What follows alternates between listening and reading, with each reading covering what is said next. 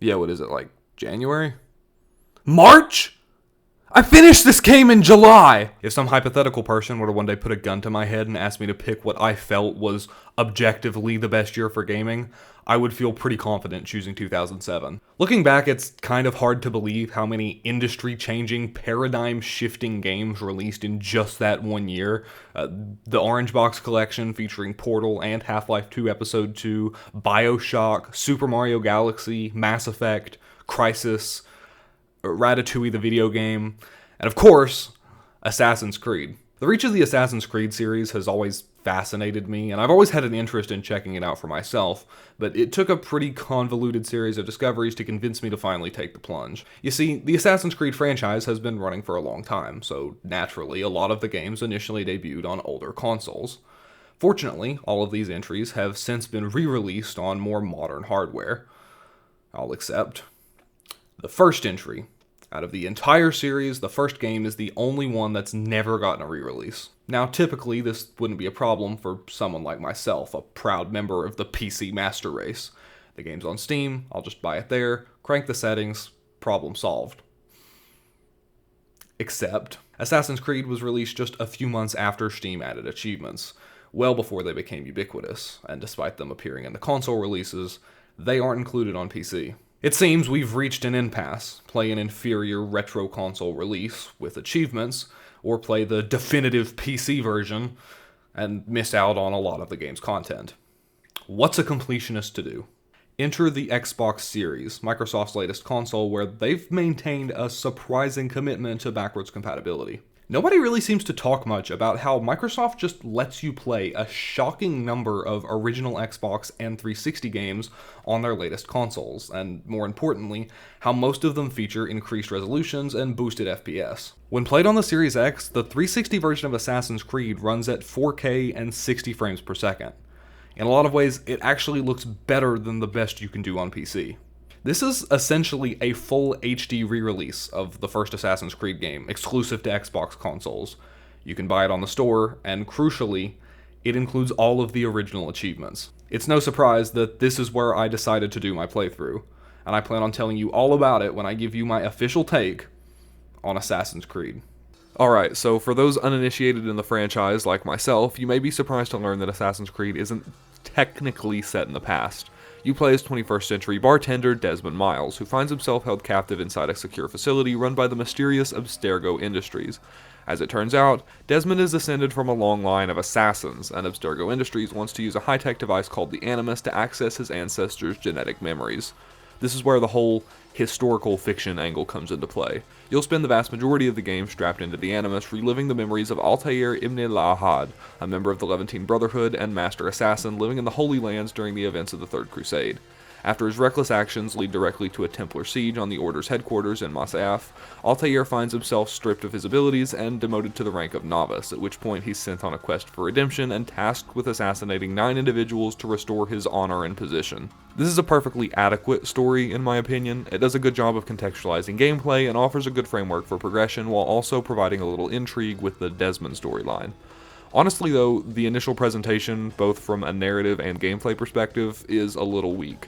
The game starts with upwards of 15 minutes of nearly contextless tutorial before taking you through a very lengthy, mostly railroaded sequence that's meant to teach you additional mechanics and load you up with exposition. I don't mind games having openings, obviously, but I am a bit of a trial-by-fire person, and I definitely prefer when I'm allowed to piece things together for myself rather than having a monkey leash on for the entire process. It took at least a couple of hours for me to get out of what I would consider the quote-unquote opening of the game, and during that time, I struggled to get a feel for whether or not I was actually going to enjoy it. Fortunately though, once you leave Masyaf, Assassin's Creed opens up massively. You're now free to explore the Kingdom, a giant hub world that's actually kind of intended to teach you even more mechanics before you make your way to Damascus and your first assassination. Most of your playtime will be spent in cities, which is good because you'll quickly find out that that's where your character thrives the most. One of the biggest selling points of this game is that, while it won't ever force you to, if you want to maximize your success, you need to play like an assassin. A fairly large portion of Altair's moveset is dedicated to things like stealth and mobility. You're basically a parkour master, and it shouldn't take long to figure out that a lot of the time your best move is to bypass the busy streets entirely by taking to canopies or rooftops. With the land under hostile Templar occupation, you're basically forced to operate on a sort of a sus meter. As long as you're acting like everybody around you, you should be fine, but if you start doing anything too out of the ordinary, eyes will start to drift in your direction, and obviously once you cross certain lines, like attacking people in the open, soldiers will show up and there's weapons involved, and it's this whole ordeal you have to deal with. Once there's hostiles after you, you can kind of handle it in one of two ways, either by running away and ducking around a corner into a shed or pile of hay, or by just killing everyone. While it might not be talked about as much today, Assassin's Creed really struck out a strong identity with its combat system. Armed with a couple of daggers and a sword, Altair can methodically tear through horde after horde of enemies with relative ease. The system revolves primarily around counterattacks, blocking an enemy blade several times in quick succession before delivering back a devastating blow. The skill comes from knowing when to block versus when to open yourself up by going in for an attack. In practice, this looks like a lot of really methodical tapping of the left trigger and the X button, but you get into this really satisfying rhythm that lets you dispatch large groups of soldiers one by one. The awesome animations that come with what essentially amount to glory kills are also a highlight. These things are just the definition of cool, and make you feel like you are just the best gamer alive when you're able to chain a bunch of them together. The only problem I really have with the controls is that since a lot of the game's systems are really quite complex, due to button limitations, your input seems to have a lot of context sensitivity. This is kind of a problem when it comes to general world traversal. Like, a lot of times you'll end up leaping into the void rather than making what should be an easy jump, or simply let go and fall whilst trying to move up to the next step on a wall, but that's more of a skill issue. There's a learning curve to Altair's moveset, and you get more comfortable with the movement's eccentricities as you progress. In combat, though, it's a little more aggravating. It can definitely feel like occasionally you'll just break your combo for no reason and switch to another enemy. Or, more frequently, you can find yourself trying to disengage from a fight, something you can and are occasionally expected to do, only to be unable to turn around because you're in combat, and unable to activate your sprint because it thinks you're trying to focus on one of the enemies. It's not a big deal, but it's definitely a little annoying when it pops up because it feels like the game is just not listening to you. So, before you can carry out an assassination, you'll need to gather intel on your target and, the political climate of the city. That's kind of why you're in this machine filling out memory blocks. And you can do this by carrying out various little mini-missions across a given district. These are all pretty simple, and most will only take a few minutes. You have to scale Breath of the Wild towers to fill out the map, which is fun because afterwards you get to do the iconic Leap of Faith. There are these trials where you have to run around an area collecting flags with a time limit, which kind of feels like something you would do in Banjo-Kazooie. You can do interrogations. The skill there basically comes from separating a dude away from onlookers so you can steal their lunch money. And finally, if you're feeling particularly altruistic, there are Save Citizen missions, where you basically just find a group of soldiers harassing an innocent civilian and murder them all. All of these little supplemental quests are pretty short and easy, but they each have an element of charm to them that makes them fun to complete. It's honestly pretty surprising how few of these you have to do in a given area before you can carry out your assassination. If you were just looking to plow through the game, you probably could fairly quickly doing the bare minimum. But of course, if you value accomplishment, or if anyone's ever been proud of you, you're probably going for 100%, in which case that triples the mission count. Filling out memory blocks is pretty satisfying though, so I really didn't mind. The only minor complaint I have about this process is kind of silly, but every time you complete a mission that involves another character, you have to walk back over and interact with them before it'll be marked as finished. This triggers them to launch into their little scripted diatribe, and while you can technically walk away while they're talking, you kind of lose control of the camera. So what ends up happening is that you'll have just finished brutally murdering 15 people in town square, and then you'll walk over to the nearest village wench, and they'll just be looking at you like, "Quite a tussle! Got me out of a right pinch, you did! I'll be headed straight home after this, that's for true!" Meanwhile, you're trying to aggressively sideways power scoot away because the NPCs in this game have at most 4 unique dialogue options, and you've already heard this one 7 times today. It's really not that big a deal though, it's not that bad. When you're finally ready to take out your target, the process is actually really simple. They get marked on the map, and basically you just walk up to them and kill them. You get a cutscene, real "you will rue this day" type stuff, progress the story a little bit, and then a legion of guards swarm you and you have to try to escape.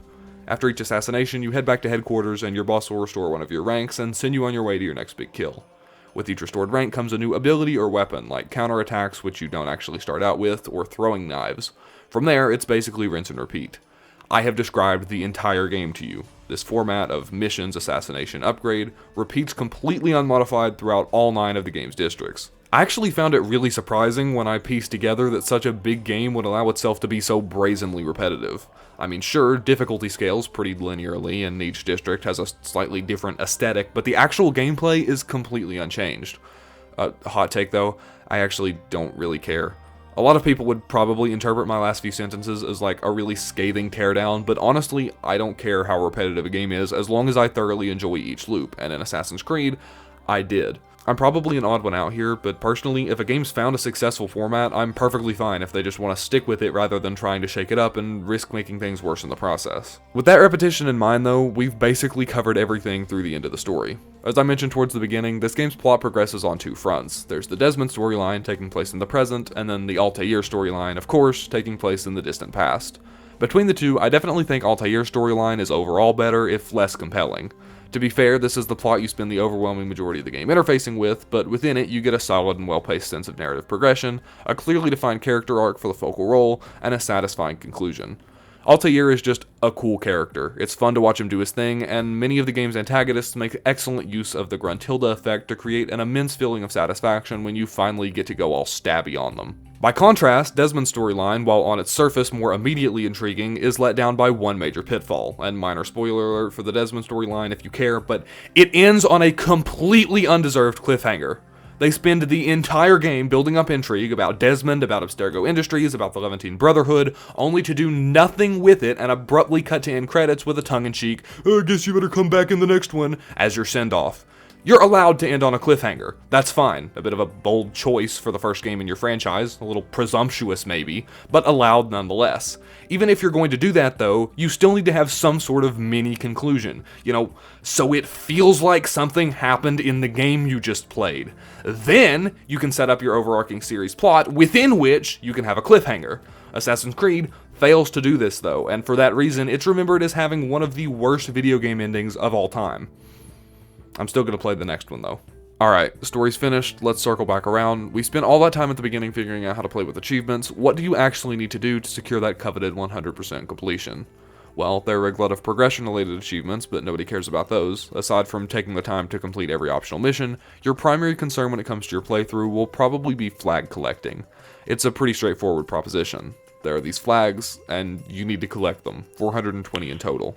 You can find them scattered all across the kingdom. Each area has a set amount for you to hunt down. In my opinion, you should definitely collect these as you go, before you leave an area. You can technically come back and do them later, but I feel like they work a lot better spaced out throughout the game. Grabbing all of these will add anywhere from 30 minutes to an hour to each district, so this isn't a trivial task. These definitely won't be up everyone's alleys, but you should know by now I love me a good long-form collectible, something that very specifically only completionists are going to bother to go for, so this is totally my thing. The only flaw here is that Assassin's Creed has absolutely no form of collectible tracking. Like, besides a running total presented when you collect a flag, you are completely on your own. The game doesn't technically even bother to tell you precisely how many flags are in each area. I'm once again going to strongly recommend the use of a service like mapgenie.io, which will make the process much more tenable, but even with the help of the best website ever created, relying on the player to keep track of what they have and haven't collected is still a tad draconian for my taste. I mean, the hub world has 100 flags by itself, and even with meticulous planning and attention to detail on my part, I still ended up with some mismarkings and had to spend hours combing through the map for the few stragglers that I missed. Criticisms aside though, finally popping the achievement for collecting everything was immensely satisfying. Comparatively, none of the other achievements are really a big deal. A lot of them are combat related, and whether or not you have to go out of your way to get them probably just has to do with how varied a playstyle you naturally gravitate towards. I, for example, rarely ran from a fight, so I had to do a lot of blending in with scholars in the post-game. There were a couple of really enjoyable challenges though, like trying to survive 10 uninterrupted minutes in open combat, which ended up being more of a logistical challenge than one of sword skills. The only achievements in the list I take proper issue with are the quote-unquote missable achievements. So, basically, during most of the cutscenes in the game, there will occasionally be these little glitch-in-the-matrix-like effects, and if you press a button during one of them, it'll, switch to a different camera angle. Well, apparently, the game keeps track of every time this happens, and you'll need to see every last one of them if you want Hunger of Knowledge. If you know about this going in, it's super easy to accomplish, but since there's no way to keep track of which ones you've seen, if you miss one, it could turn into a nightmare replaying chapters just to see the cutscenes again, which I actually had to spend a bit of time doing. Conversationalist, on the other hand, is a fair bit more nerve-wracking, tasking you with exhausting every dialogue option for Lucy, the somewhat sympathetic assistant lady that helps run the Animus. All you have to do is speak with her until she tells you to go away between every memory block, but there is no way to revisit these sequences, so if somehow you manage to miss one, you have to start an entirely new save file. Seeing this one pop up was a huge weight off my shoulders, and I definitely feel like both of these achievements either should have been scrapped or should have been reworked to make them less of a stress inducer. In all, though, I think Assassin's Creed is a prime example of an exemplary achievement list, covering every base that I think a good 100% completion experience should cover, and I ended my 38 or so hours with the game having very positive feelings about the whole ordeal. I think the consensus online is generally that this game hasn't aged amazingly, and I'm sure that take makes sense in the context of later entries in the series, but that's why I always insist on playing every franchise in strictly release order, because on its own merits, I think this title is really enjoyable. I definitely don't think everyone would enjoy Assassin's Creed. I mean, like I said, the campaign is very repetitive, and the 100% completion process is pretty unflinching. But for a game released 16 years ago, I definitely think that it's still worth playing today. Who would have thought the most compelling Xbox exclusives would all end up being a decade and a half old? I guess the only question left now is how they improve on this format in the sequel, but I'll have to save that for next time. In the meantime, though, this is a title that I'm very glad to have on my list of 100% completed games. I don't know how these videos keep getting so long, somebody needs to stop me, but seriously, it's kind of crazy how long it takes for me to make one of these things nowadays, so I'm really excited that this one's finally out because this is a franchise that I've wanted to get into for a long time. If that's something that you're interested in, or even if you just enjoyed this video, consider getting subscribed so you can be startled by a notification from me approximately 3 times a year. Additionally, you may be hugely surprised to learn that I would actually really appreciate it if you could leave a like on this video, share it with anybody you think might enjoy it, and leave a comment as well. What's your favorite Assassin's Creed game? Have you ever played this one before? Are you going to now? I'm just kidding, I know nobody's going to.